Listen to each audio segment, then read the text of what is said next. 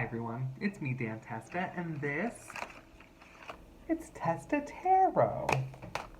Thank you for being here. If it's your first time, welcome. If you are returning, thank you for coming back. I appreciate it. I would love to do a collective reading for everyone here today. It's a collective reading, so it may not resonate with you. I like to say take it all with a grain of salt, and if you don't like the taste, just spit it out. I'm going to say a lot of stuff in this space, so it may not hit with you, and that's okay. But keep coming back because one day it will. Anyway, take a deep breath, everyone. I'm going to pull a tarot card to check in with the collective, and then I'm going to pull some oracle cards to give us a little bit more clarity about the energies for the upcoming week. All right?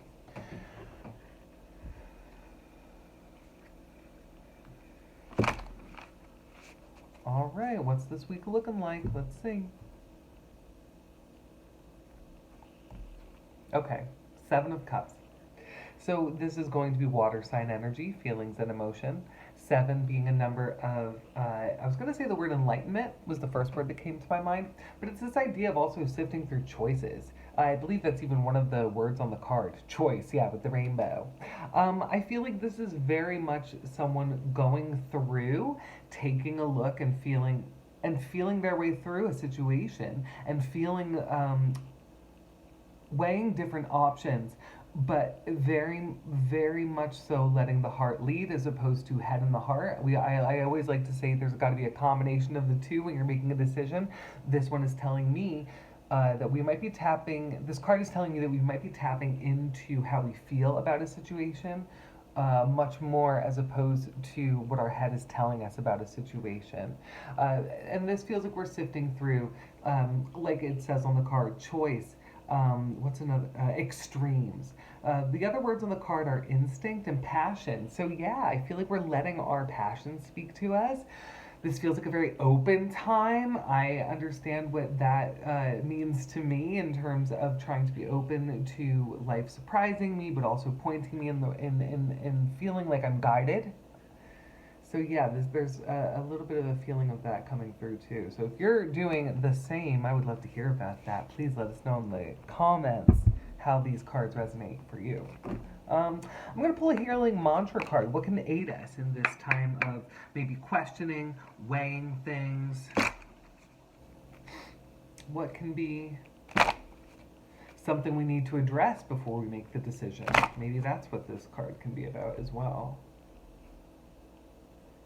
All right.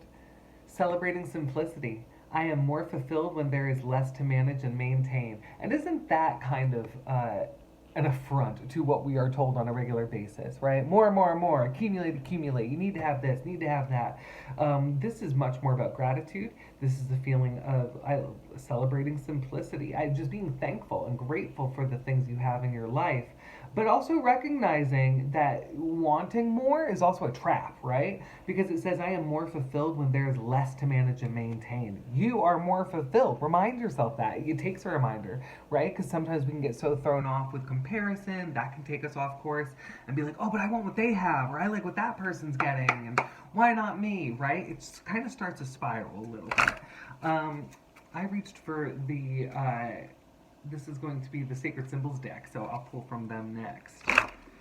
Just to close us out, give us a button. But yeah, what can help us celebrate those little things in our life? What can help us remind ourselves? And I feel like reminding ourselves of that is going to be helping in the decision making. I think you got to remind yourself that you like the rainbow, you like the, you like the moon and the stars. You know, fire is great too, but sometimes we get burned out, right? Like, ask yourself these questions as you're sifting through the choices. All right. Thank you for being here, everyone. I do appreciate it. Please feel free to like, share, subscribe, do all the things. Share it with another witchy friend. We love that. Great. Divine Feminine. Yeah. And this feels like another affront to what we're told on a regular basis, right? If we're talking about patriarchy and capitalism and those kinds of things, Divine Feminine would certainly be an act of rebellion in that. And so it's hard when that's not the norm, right? Right? I mean, that's just like common sense. But it's hard to remember these things when they're not the norm, right? That rest is valid. Those kinds of things are sticking out to me. I do want to read from the book a little bit on this. Let's see. The divine feminine is receptive, creative, empathetic, and emotional. In her highest aspect, she represents collaboration, nurturing, sharing, birthing, inclusiveness, and vulnerability in perfect harmony with the world around her. Drawing this card can indicate that more of the divine feminine energy is required for your current situation or relationship to thrive. This card can also represent mother sister relationships and powerful relationships with women. Awesome. I love that. So yeah, maybe you have a strong female in your life right now that's helping you with these decisions, and that can go both ways, right? Maybe it's a strong female who approves or is supporting you in this. Maybe it's a strong female that didn't, and that's also helping you as well. Whatever it is, but it's also feeling like much more on the positive aspect of feeling feminine support. Maybe you're getting together with your girlfriends. Maybe that's also going to happen for you and help you. I always feel super recharged after I get together with my girlies. We talk it out, you know. So make some time for that as well. That's definitely coming through strongly. I would say go ahead. I'm going to do that for myself this week as well. Make sure that I get plenty of my girl time.